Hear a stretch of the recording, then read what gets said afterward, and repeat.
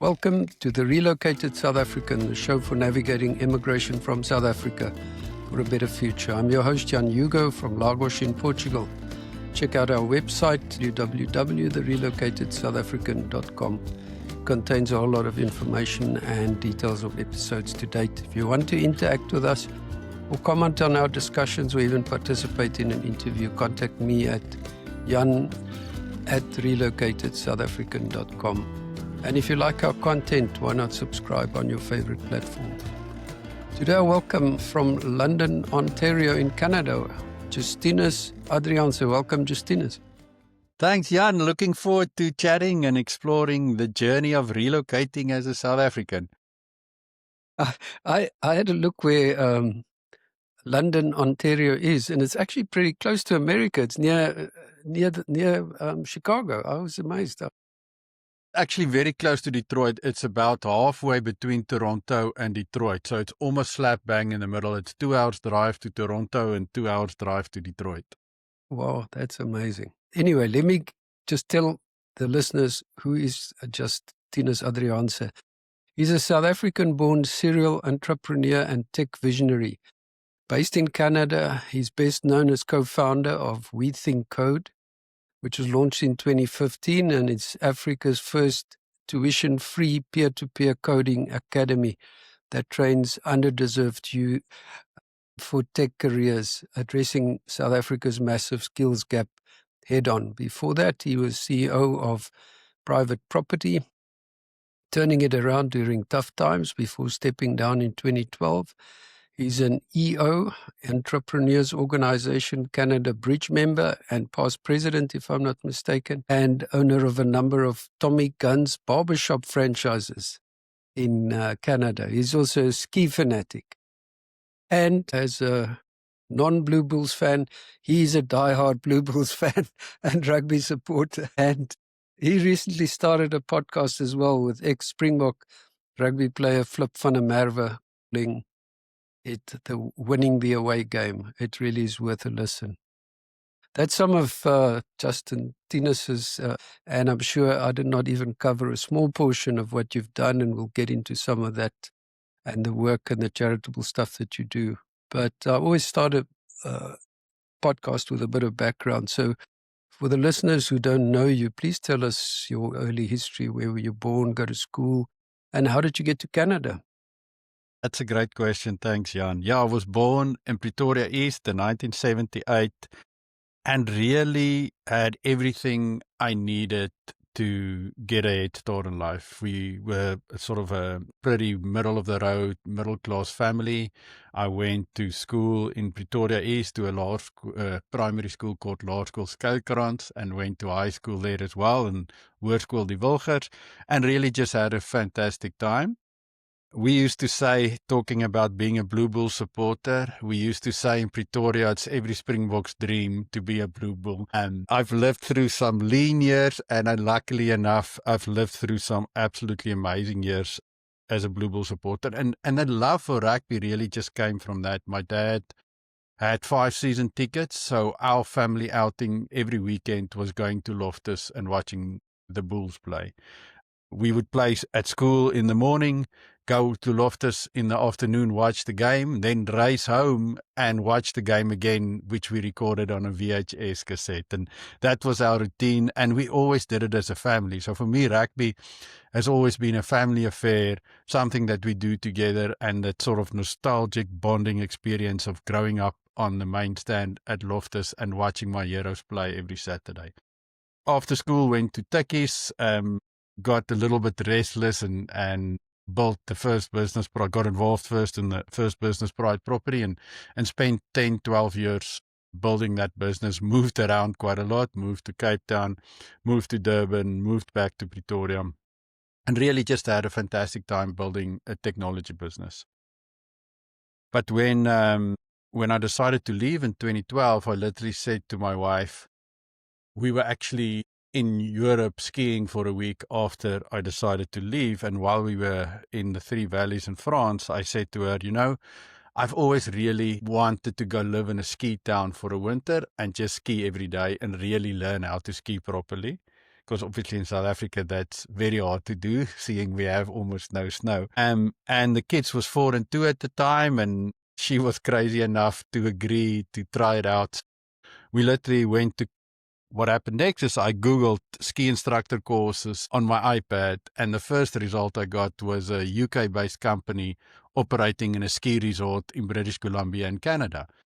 And I mean, before that point, if you had ever asked me if I would move to Canada, I probably would have said it's completely out of my frame of reference. I haven't even ever considered it. And literally just because of that Google result, I said, well, let's check it out. And we did some research. We went to Fernie, the small town in British Columbia, and it was just absolutely magical. We ended up going there for one season, skied every day, got 15 meters of snow that season, learned to ski in powder, learned to ski backcountry, learned to ski in trees, and just had an absolute blast. And at the end of the first year, I said to her, well, why don't we do it again next year, which we did. And at the end of the second year, I said to her, well, I've really had such a good time. Why don't we move to Canada for 5 years? I want to see if I can start a new business in a new country and what it would be like. And here we are 10 years and 3 businesses later, and we're still here. Wow, that's amazing. I wish I'd learned to ski. I wouldn't have had a ACL torn on the last day in Val d'Isère like most South Africans. But yeah, and you're still a very proficient skier, I assume. I love skiing. It's just, you know what it is. And I had an amazing interview this week with 2 South African legends, Rob Lowe and Sean Thompson. And the way they spoke about surfing is really how I feel about skiing as well. It's such an engaging activity that I find it takes my mind completely off whatever I might be thinking on. Because while you're skiing, you can't be thinking of anything else. Your mind has to be completely focused on what's in front of you. So it forces me to take a break from everything else. And that's part of the reasons I love it. And then the adrenaline and the excitement and everything else that goes with it. Absolutely awesome. I have to ask this question. What is this thing with Nando's? So, I mean, for a long time in South Africa, we used to go to Nando's every Friday night. We've been married now for 26 years and we've moved 25 times. And that includes the 5 years we've lived in the same place in London now. So when we moved here, it was actually 25 moves and 21 years of being married. And everywhere we moved in South Africa, we always had a local Nando's that we can go to. And we sort of obviously took it for granted. And then when I moved to Canada, when we were in Fernie the first time, lucky enough, Nando's was in Canada, but the closest Nando's was 3 hours away. And I think that just sort of my love for South Africa and my love for Nando's just exponentially grew as I got further away from it. So Nando's became a way to really connect back to South Africa and find it anywhere in the world. So it became the symbol. I mean, I've always loved the food, but more than that, now it's become the symbol of South African success abroad, and about this opportunity to always connect back home. Every time I walk into a Nando's, it feels a little bit like home. Yeah, a little bit like home. Shame, man. Yeah, it's amazing.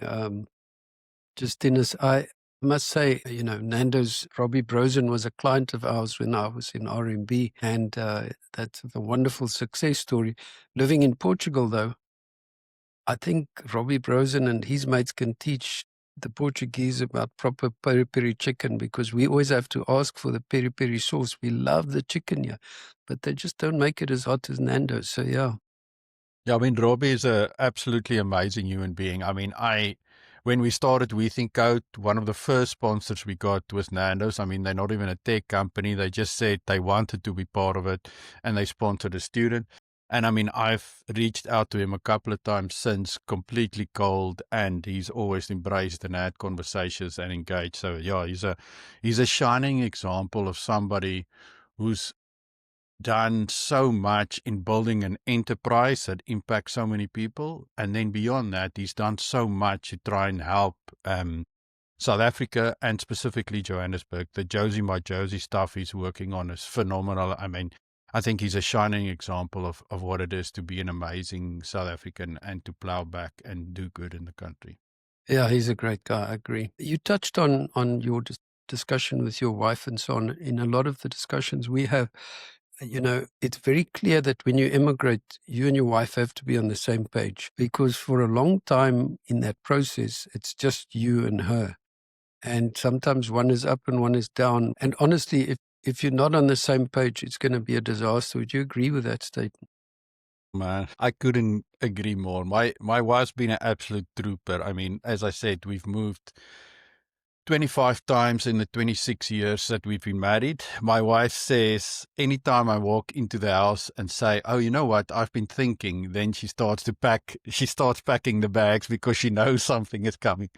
And I've only really, I think twice I've suggested we move and she said no I'm 25 for 27 attempts in moving. But yeah, I think being on the same page is key. And I do think that part of that is that both your dreams and your expectations and your reality changes over time as well. Like when we decided to come to Canada, the idea was to come for 5 years, try and build a business, get Canadian citizenship, and then reassess. Exactly in November of 2019, we submitted our application for citizenship. And obviously in March of 2020, COVID hit. So for about 2-3 years, it was complete chaos. As a result of COVID, our citizen application took a very long time to process. We eventually got that. And I think then we realized the kids were sort of halfway through high school. And we wanted to give them the stability of finishing high school in the same place.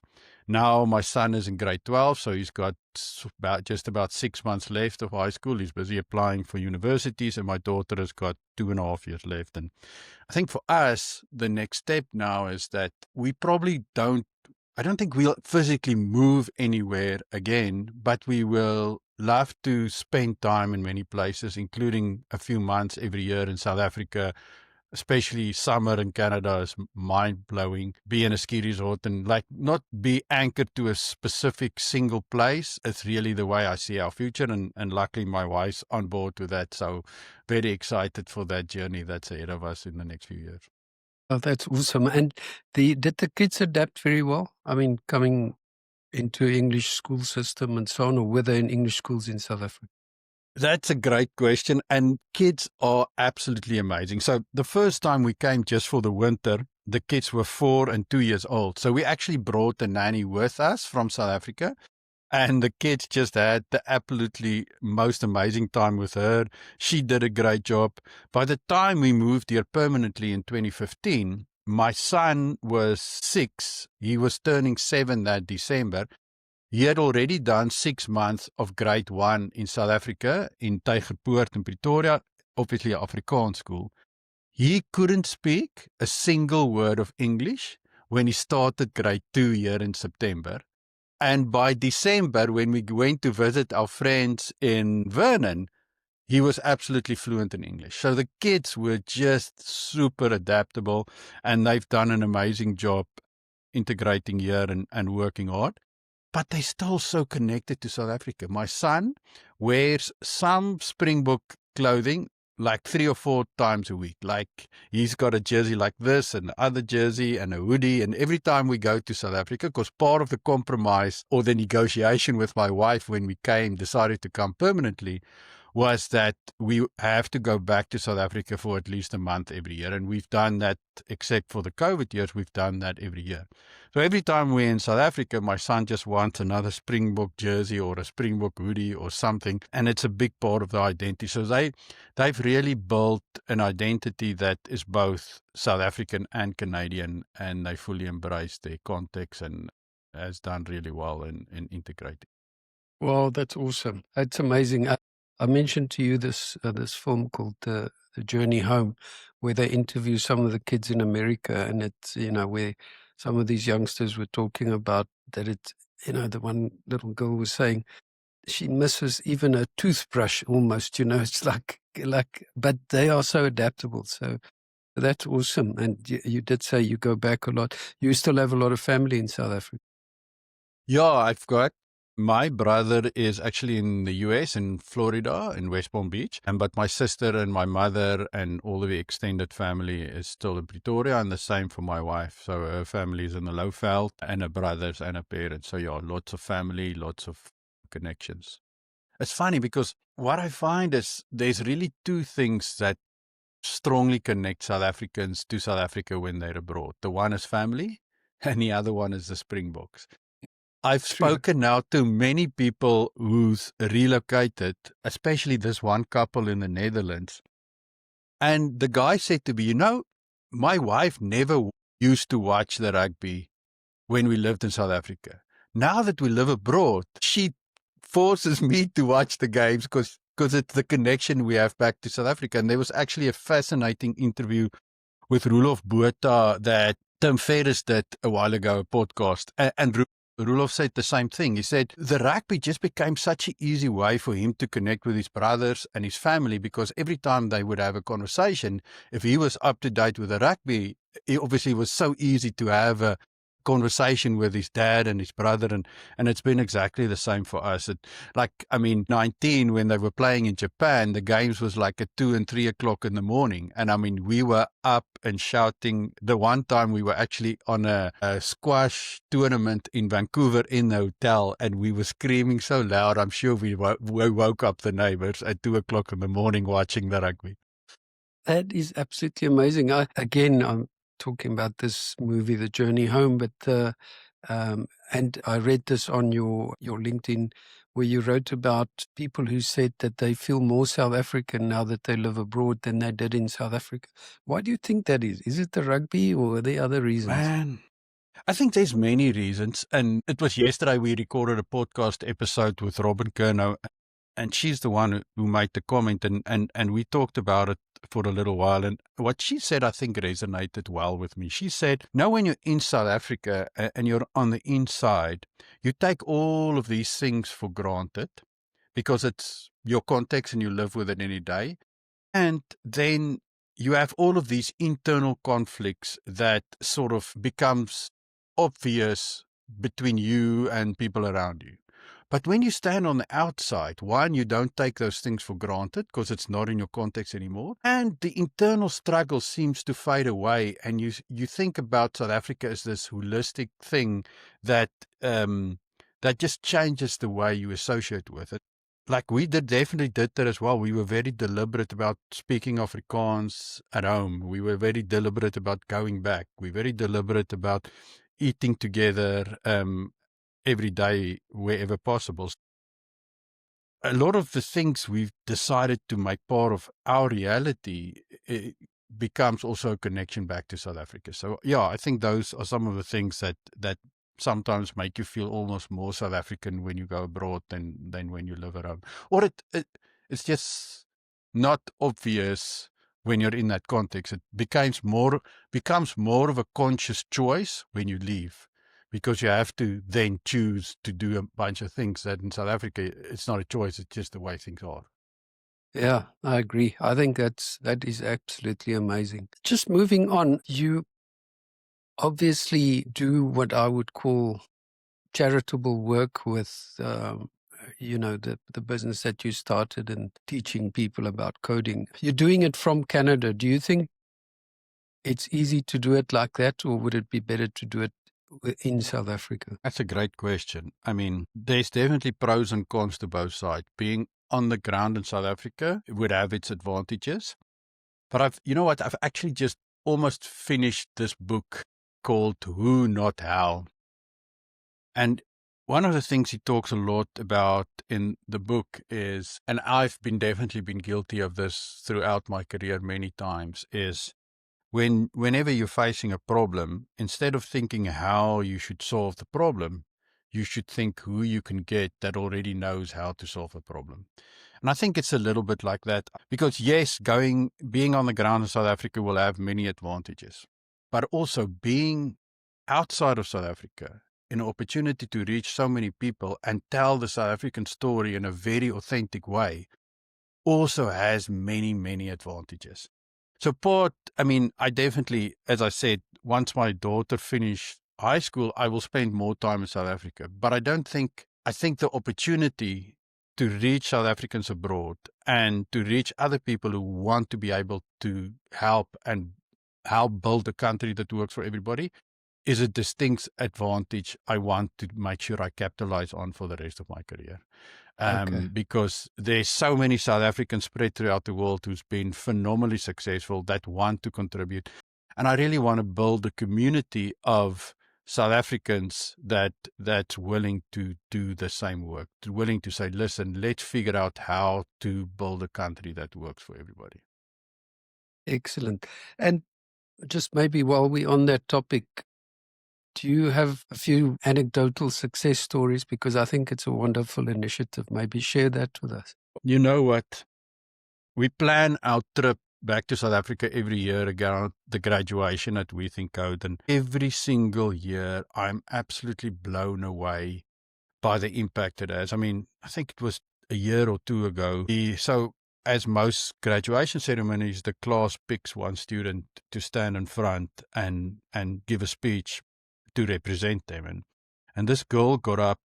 She was from Tembisa, and both her parents died in a car accident when she was really small, like 3 or 4 years old. And she sort of grew up with a community and extended families, but never really felt like she had all the opportunities in life. So she grew up and she was really smart, but basically had to start working at the age of 16, 17, because she wanted to try and build a life for herself. So she literally got into a taxi one day on her way to an interview to become a waiter at a restaurant. And the taxi driver, knowing that she's got high potential, said to her he refused basically to take her to the interview. And he said he's going to take her to the library instead, and she needs to take the We Think Code application test because he believes she's smart enough to do it. And if she can get in there, she can change the trajectory of her life. And she did it, and she got on. And when she was making the speech at graduation, she had already worked 3 or 4 months as a junior developer at F&B. So here you've taken somebody and completely changed the trajectory of their life. And the irony is we have 300-400 stories like that every year. Out of our student body, more than 70% come from families who earn less than 70,000 Rand a year.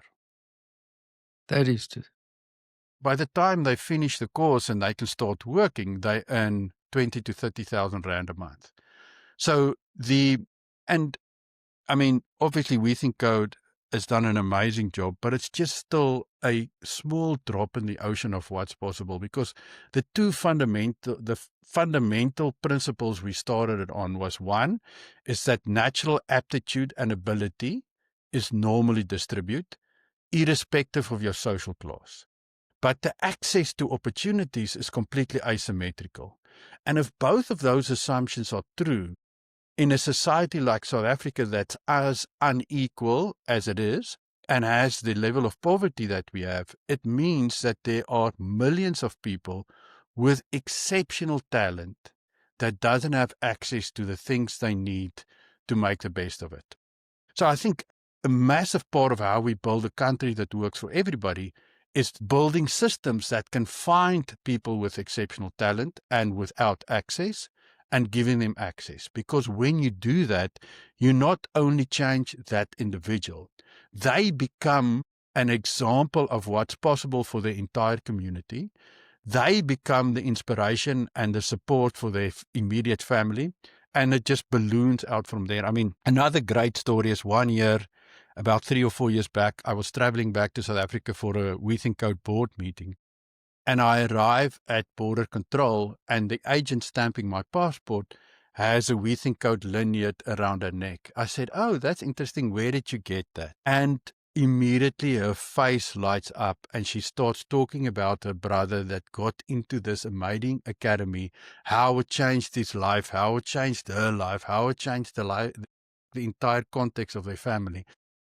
And we have millions of opportunities like that in South Africa. We can do so much more to find people with exceptional talent and just give them access. It's such low-hanging fruits that will dramatically change the landscape of the country. And I believe that's the single most important step we can take to building a country that works for everybody. Wow, I'm sitting here with goosies, I must say. That's just amazing. Added to that, did you battle with government? Were they supportive? Are you having success on that front as well? We are having lots of success.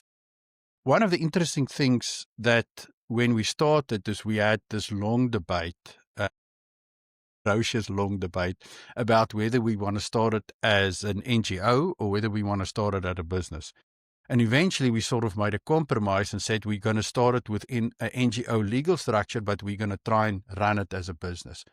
Initially, for the first 2 or 3 years, almost exclusively all the money we got to do it was from corporate South Africa paying to sponsor students. But then over time, as it started to build momentum, we got quite a few grants from international foundations, and we've started working with semi-state and state organizations. So we've rolled out on TVET colleges over the course of the last 2 years, and it's been tremendously successful.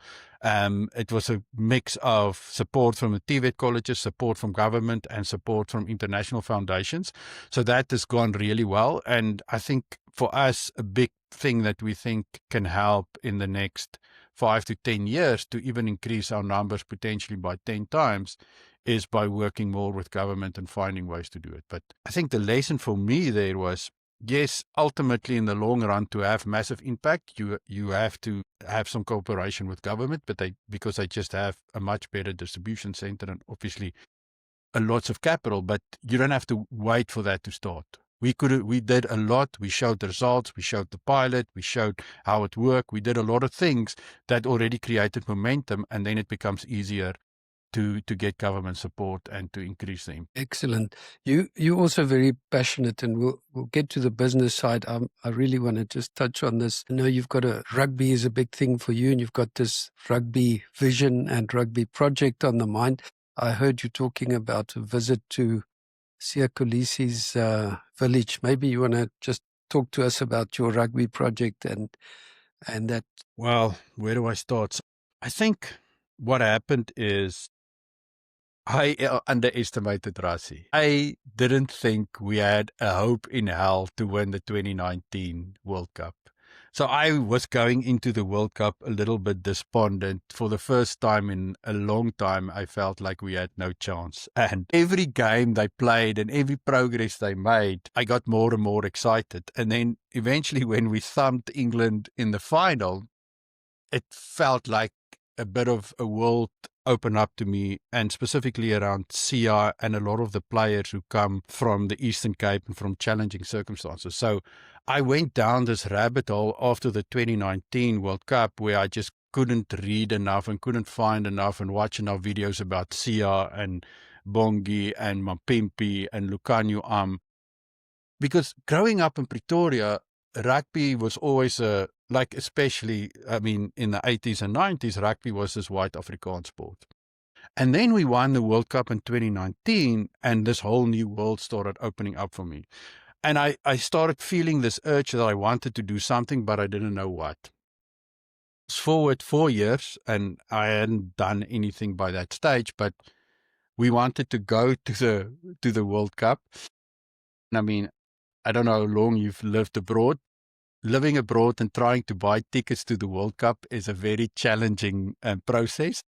We tried a few times to buy on the Rugby World Cup website, and we would always be in the queue, and by the time we got to the front of the queue, the tickets would be sold out.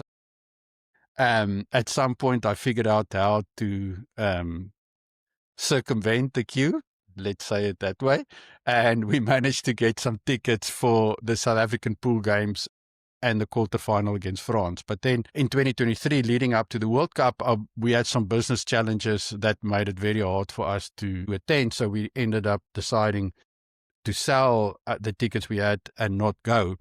But some friends of ours from South Africa ended up going. And after that game against France, which was probably one of the best games ever, we were doing a video call with them after the game while they were still in the stadium.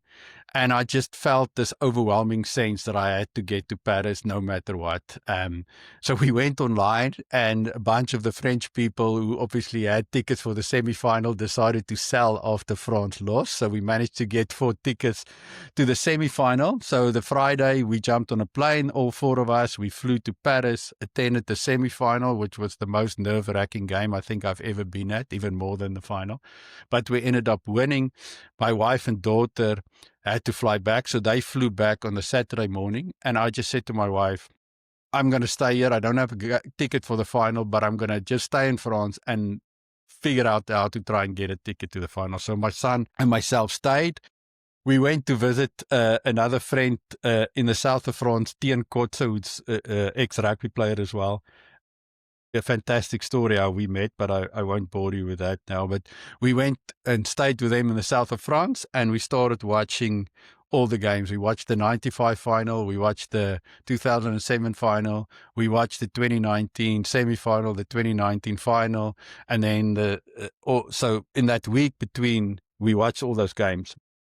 And then I managed to actually get 2 tickets. So my son and myself was at the final in 2023. And about 3 hours after the game, after eventually the South African supporters started leaving the stadium, we were on the train back to the hotel, and the train was full of South African supporters. And I started to talking to the people around me, and I realized that most of us was South African expats living somewhere else in the world. Most of us, or many of us, had decided in the last week or 10 days that we really had to come to Paris, and most of us ended up spending way more money on it than we probably rationally should have. But then I said to myself, if that is true, and it's true that for all of us, today and the 3 other times we won the World Cup was some of the most special times and experiences we've ever had, what would we be willing to do to recreate this 5 more times before we die? So the question I started asking myself is, what will it take to win 5 of the next 10 World Cups? And I didn't know what the answer was. So I started reading books. I read Sia's book. I read Rassi's book. I started finding out whatever I can about rugby and what it would take. And so one day I decided I'm going to jump on the plane, and I flew to Port Elizabeth. I watched Queen's College play Grey High School in PE, and then I drove back to Queen's College with somebody from SA Rugby. And the next morning, the Sunday morning, he says to me, I want to just drive to Stadtruim, which is about an hour outside of Kumani in the Eastern Cape, where the border team will be practicing, the broader Cravenweek team will be practicing.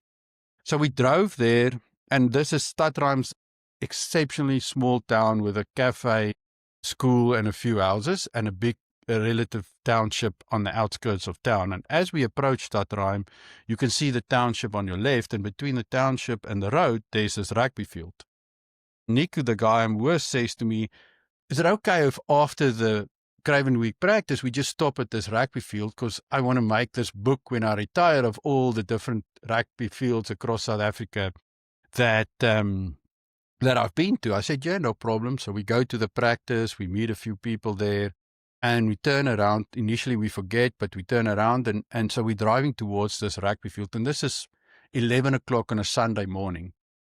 And there's this big concrete wall, so you can't see what's going on the field. And as we come around the corner and the field opens up to us, there's this game taking place. And it literally feels like I'm driving into Siya Kolisi's book, where he tells the story of how as a 12-year-old, he was playing with 40-year-old men in bare feet on a Sunday morning in these leagues. And here I am in a random small town in the Eastern Cape on a Sunday morning, and there's a game taking place. So we stop and we start talking to the people around the field, and no, they say, this township, which probably is 3,000 people who live here, has got 13 rugby clubs. Today on this field, there's going to be 6 games. Yeah, there's my favorite team, the Bombers, or whatever I can't remember what they were called. But it just showed me that rugby is so ingrained in that society and that culture in the Eastern Cape that if we can give every 12-year-old boy and girl, every 12-year-old kid, the same opportunities I had as a white Afrikaans boy growing up in Pretoria in the 1980s.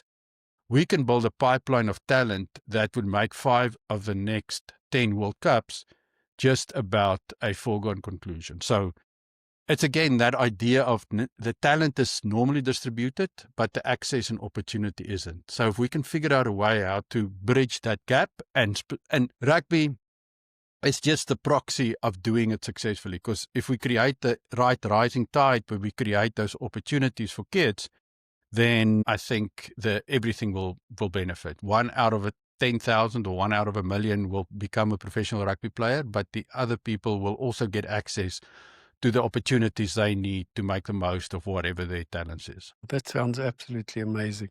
It's amazing, as you say, how rugby has brought the country together. And if we can continue doing that, it'll just get better. Absolutely. Just moving on a little bit, a lot of South Africans emigrate with jobs and careers when they get there. So that's maybe slightly easier. So as an entrepreneur, it was a little bit different. And what do you think is the biggest misconception of South Africans who want to start a business in a foreign country? Biggest misconception.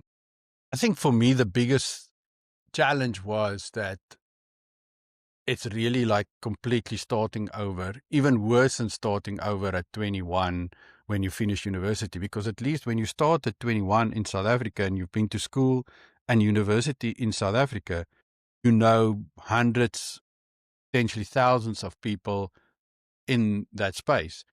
Yeah, I got to Canada at 37 and I had no contacts. I didn't know a soul. I wanted to start a new business, but I didn't have anything. So I think for me, that was the biggest unexpected challenge, was that you go to a new country without your network.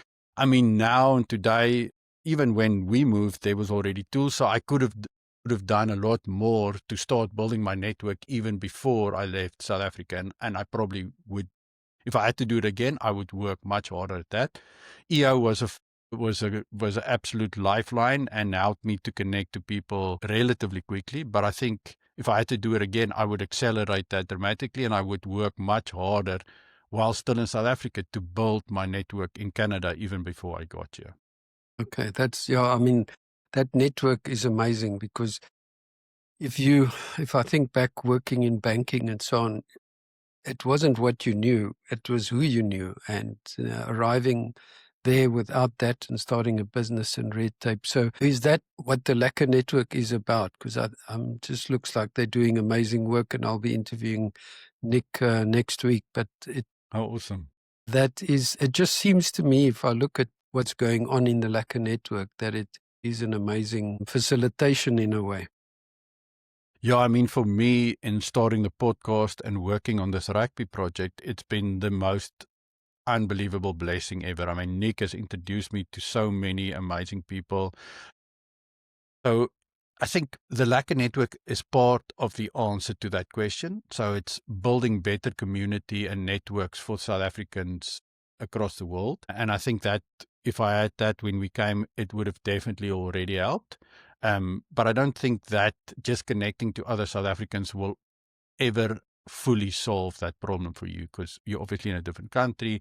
There's a lot of things you need to learn and a lot of people you need to connect to be able to be successful. So it's definitely part of solution, but I don't think it'll ever be the full solution to that challenge. Yeah, and you've got to go out. I always say that, in the context of arriving in a new country, just as a family, you can't sit on your haunches and wait for people to come to you. That's not going to happen because you have a funny accent. You've got to put yourself out there. So, And that's hard. It's hard. You have to push the boundaries. You have to push your comfort zone. You have to do, even more than you would without absolutely. immigrating.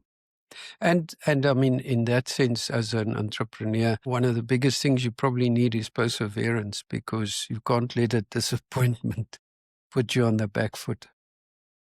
No, I agree. I think, I mean, what's interesting though is the unexpected things you learn. So I would probably say the other big challenge is you don't know what you don't know. So you show up here and you expect it to be like, great example I use sometimes is I started my first business in South Africa in 1999. I left in 2015 permanently to Canada, and I had never had a business or a personal checkbook in my life. And then I land here, and everybody wants a check for payment and wants to give you a check for payment. So it's like, what do you mean a check? Like, no, but you can mail us a check. No, I don't. I'm not going to do it. Why would I get a checkbook? It's 2015. I haven't had a checkbook ever in 20 years in South Africa. So you don't know what you don't know. And I mean, there's many little antidotes like that of things happening where you have to be adaptable and you have to solve things while facing it immediately, because it's just completely different than what you're used to. Yeah, absolutely. One of your guests on your podcast the other day talked about the perception of people remaining in South Africa about people who leave or emigrate. They're often quite scathing about it. You have strong views on that. You want to share with us? Yeah, I think we talk about this, and one of the reasons I wanted. So I don't think you can ever change somebody's mind on any significant topic by confronting them and trying to convince them. I think anybody who has what I call a revelation about something, it takes time and it builds over time, and it takes a million different pieces of connection to eventually change your mind. So a big thing that I'd like to achieve with our podcast is to both change the perception of South Africans abroad about South Africa and change the perception of South Africans abroad in the mind of South Africans. Because, I mean, obviously in the Afrikaans culture, for a very long time, as a result of how, I mean, starting with the Groot Trek in 1838 in Cape Town, deserters of people who've left the kraal has always been sort of seen as deserters. And I don't think that is applicable anymore. I think we live in a different world now, obviously, than 1838. We live in a world where you can be a global citizen and be a South African, live anywhere, and really contribute back to the country in a meaningful way, and try and help the country in a meaningful way. And I'm not seeking confrontation on the topic. I just want to paint the context of how many South Africans there are all over the world who do a lot to make South Africa better. And I think if we have the right conversations, people will start to realize it's not a black and white issue, but that there's a million shades of grey in between, and that there's many people all over the world who are just as South African as they are in Pretoria or Cape Town or Durban or wherever they might find themselves, and that they contribute towards building a country that works for everybody. Yeah, and that goes with that slogan that says, you know, South Africans are the country's best export. A lot of people who leave are exceptional people and have exceptional talents, but we will always remain South African.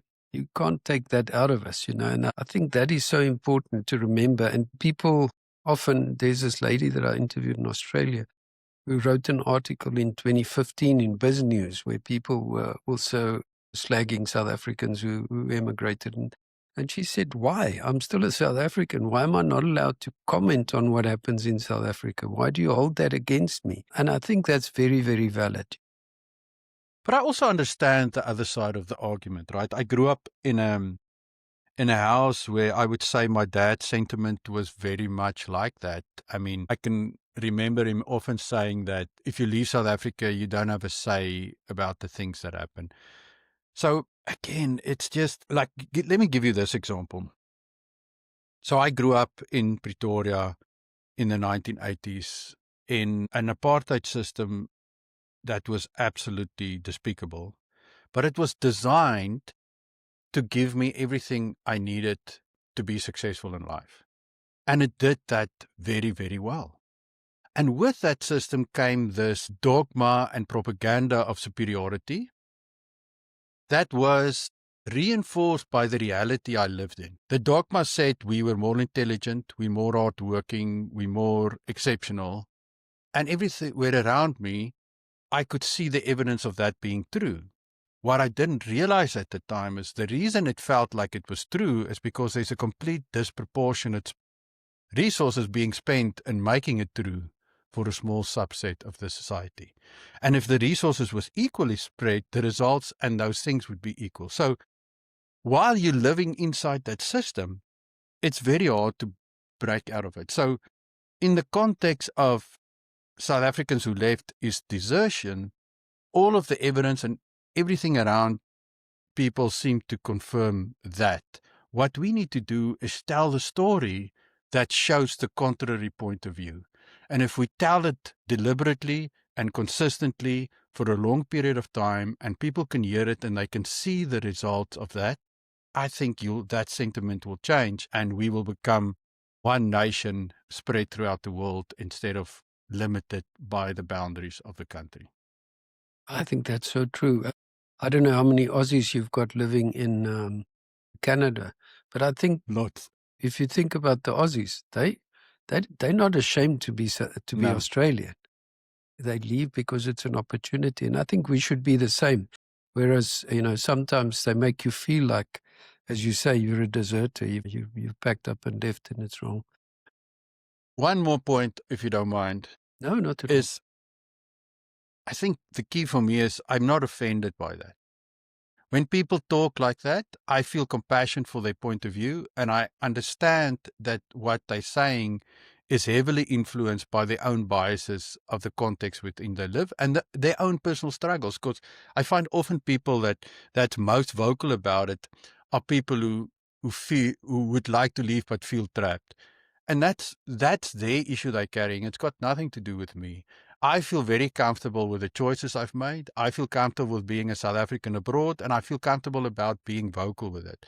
I want to just tell the stories that can show the other side of the coin, and I don't get upset when people feel differently. That's their right, and they must feel the way they do. And if I can tell the stories in the right way, I think many of them will change their point of view. That is so true. I think the one thing that I've learned in these 40-plus episodes is that everyone has a reason why they leave or why they go back. And who am I to judge? Because I've never lived in their shoes. And, whatever their reasons may be, it's their choice, and they must live with it. What I'm trying to do through these stories is make it easier for people maybe to see themselves, their own stories, and know that there are other people going through the same issues. One of the things that has come up in recent discussion was the parents that stay behind.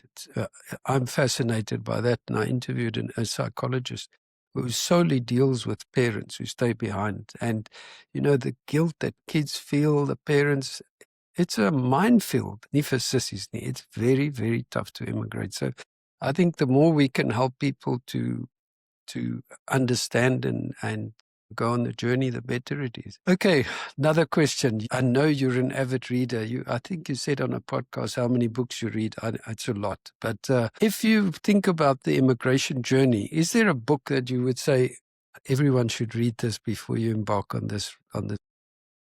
Wow, I've never thought about it. And I don't think I've ever read a book on immigration whatsoever. I was either cocky or ignorant enough not to realize how hard it would be when I immigrated, so I didn't read on it. But maybe on decision making, because this is a big decision. It's probably one of the biggest decisions you'll make in your life. I would say, let me look this up quickly.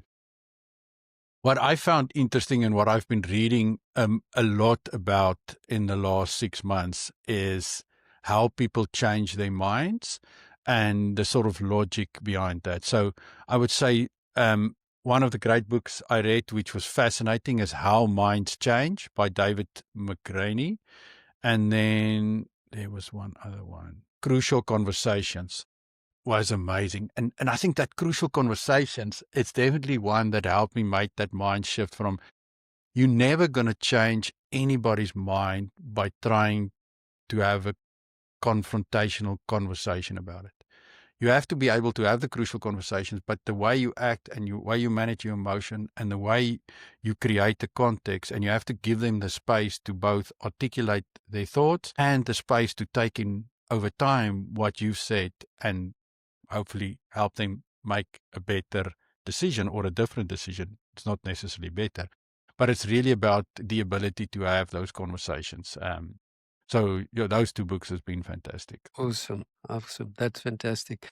Now, if you think back to your own journey, is there, you said, in maybe the networking side, is there something else you know now that you wish you knew then in 2015, 10 years ago when you left? I'm going to try and answer it, but slightly differently. I think if I look back now on the last 10 years, one of the things I feel very grateful for is to have been involved and seen a country from the inside that does really work for everybody. I mean, every country has its challenges, Canada included. But in comparison to the challenges we face in South Africa, it is actually a country that works for everybody. Most people have the access they need to make the most of their talents if they choose to do so. And I think I feel very blessed to have been able to see that from the inside. And that's probably one of my biggest motivations, to know that if we can do that in South Africa, it will be a transformational process. So it's been amazing. Like, the healthcare system obviously has its challenges as well, but it does more for more people more consistently than I would have ever imagined from the outside. If you have to advise a young guy now, if a guy from Die Wilgers, he's finished matric or he's finished varsity, and he comes to you and he says, what should I do? Should I stay? Should I go? Should I explore? What would your advice be? To answer that and the previous question a little bit, I think one of the things on decision making that worked really well for us is not trying to make a decision that's necessarily forever. To say, okay, the plan is to go for 5 years, do X, Y, and Z, and then we can reassess. If we want to come back, if we want to go, then we can change our mind. We don't have to make a decision now that's a lifelong commitment. It doesn't need to be a marriage or having a child. You can say, listen, I want to go and explore the world. I want to seek opportunity. I want to go to Europe or Australia or New Zealand or the US or Canada or wherever you want to go, and then go and do it, learn something. And you can always come in 5 years' time. It might make more sense to come back. What I do find is young people that's gone, many of them then really consider going back once they have children, especially small children. And then on the flip side, many people, when their kids are in primary school and or approaching high school in South Africa, then decide that's the time they want to immigrate. And there's no right or wrong answer, and it doesn't have to be a forever commitment. You can make a decision on what's best for you now, go and explore, go and try something, and then change your mind in 5 years' time. There's no problem with that. What I do think, though, if I'm speaking specifically to myself in 1996, or if I was in matric in the Wilgers now, I do think there's an insane opportunity that we don't talk about enough in South Africa. You have these top 50 schools in the States. That's all means-based assessment in terms of how much it'll cost you to attend. So if you do well enough in school, if you have 4, 5, 6 distinctions in South Africa in matric, you could probably get into one of the top 50 schools in the US, and depending on your family circumstances, pay nothing for that. These schools will pay your tuition, they will pay your accommodation, they will pay your food, they will pay your travel home and back. They will pay everything, because their approach to accepting students is, we are competing for the best talent in the world. We want to make sure we get the smartest, most hardworking people, and the finances cannot be a barrier.